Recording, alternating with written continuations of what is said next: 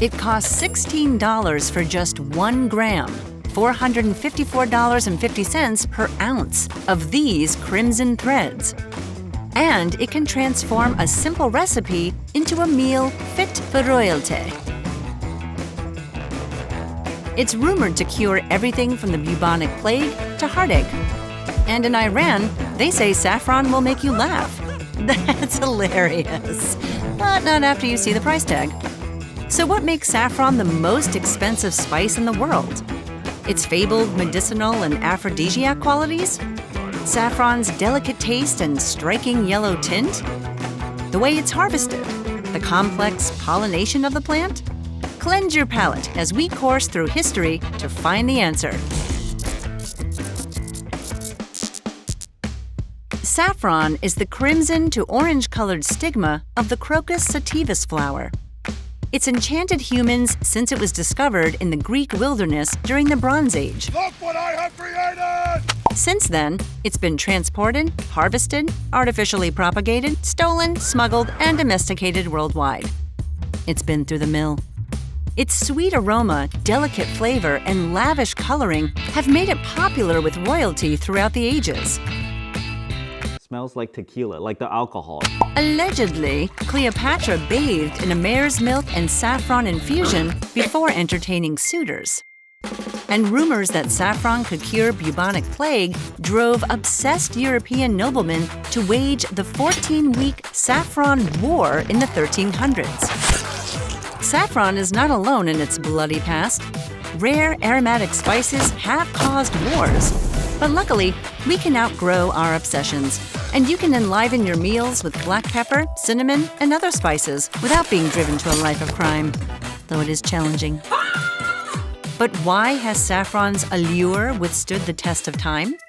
From elegant Indian and Pakistani biranis to Spanish paellas, baked Iranian tagine, and Italian risotto Milanese, saffron is the foundation of some iconic recipes. Crocus sativus is grown for its saffron across Iran, India, Greece, Afghanistan, Morocco, and Spain, with Iran accounting for over 85% of the production. But the highest quality saffron comes from Kashmir in India. An essential ingredient in many Middle Eastern, South Asian, and Mediterranean kitchens, saffron lends a distinct, earthy, hay-like flavor and an intoxicatingly powerful aroma to food. With hints of nutmeg and cardamom, it's sweet, metallic, floral, and slightly spicy. Its colorful threads bleed a luxurious yellow and have been used as dyes and in cosmetics. It's an antioxidant and an anti-inflammatory. But you can't sell an antioxidant for the price of gold, can you? So maybe it's something to do with the fact that each purple Crocus sativus flower produces only 3 stigmas once a year. And you need to peel them by hand. Up to 400,000 stigmas may go into producing just 1 kilogram of saffron. Oh, and you have just one mid-autumn morning each year to harvest all the flowers as they bloom. You have to spread them out immediately, dry them for 12 hours, and carefully pack the saffron into airtight jars. Otherwise, mold would ruin them. Stupid mold. To complete this entire process, saffron farms employ armies of expert pluckers and handlers, often women, to work in non-stop relay shifts night and day. But it's not just the method of harvest that's time-consuming.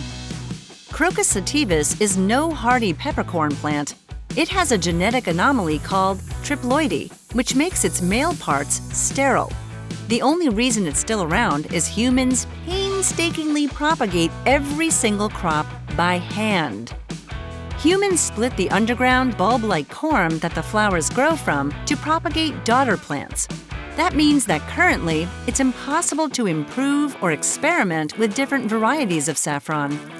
All we have managed to do is artificially select saffron to have extra long stigmas. So there you have it. The intricate and labor-intensive production of this spice is what drives up its price. You might as well be bottling up a midsummer sunbeam, but would it taste as good?